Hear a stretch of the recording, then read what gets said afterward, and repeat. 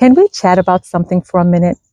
Have you ever left a doctor's appointment, got into your car, and then thought, wait, I forgot to ask that? Or maybe you didn't even know what questions to ask in the first place.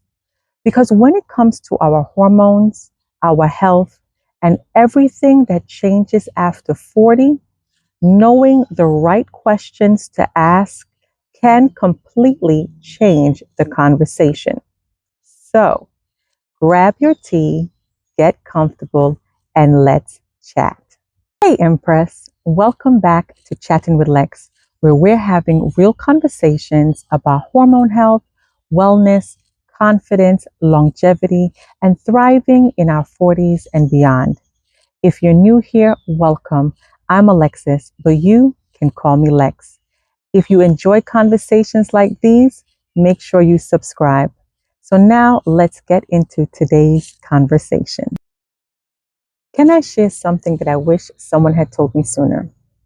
And that is, going to doctor's appointments is not just about getting answers. It is also about knowing what questions to ask. Because the better the questions, the better the conversations. And honestly, that's something I'm learning myself. Now, I enjoy reading and listening to books, as well as learning from trusted experts so that I can be a better advocate for my own health. And one thing I've been doing lately is learning a lot more about perimenopause. And what stood out to me the most is that sometimes we focus on getting the answers that we have no idea what are the questions we should be asking. So today I want to share 7 questions that every woman should consider asking her doctor after 40. Now, these are not the only questions to ask, but these questions can help you have a meaningful conversation with your physician. So the first question is, could the symptoms I'm experiencing be related to perimenopause?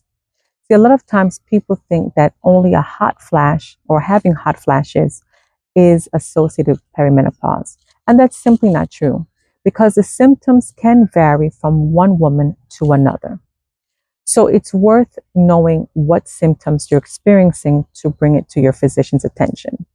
So if you're noticing something that does not feel like you're normal, whether that's in your sleep, it's in your mood, it's in your energy, it's in your cycle, whatever that is for you, it's worth having a conversation around. And as I mentioned before, the better the questions, the better the conversation. So don't be afraid to bring this information to your physician's attention. Question number 2. Based on my symptoms and my health history, what lifestyle changes would you recommend? And I really like this question because it reminds us that this is not a one solution fits all.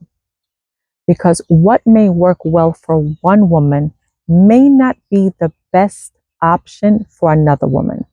And this is a great time to ask about nutrition, stress management, sleep, strength training, and any other habits that may support your overall health. Question number 3.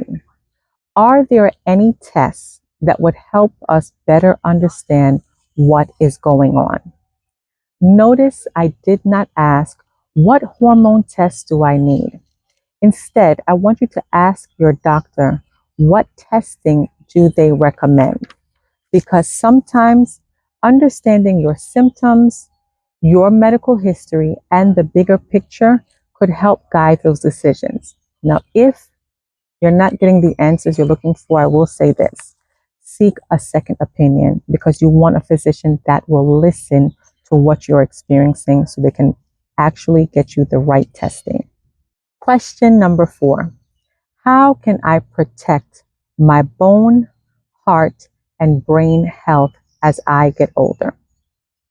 Now, one thing I've learned is that taking care of ourselves is not just for today. It's about protecting ourselves for the future.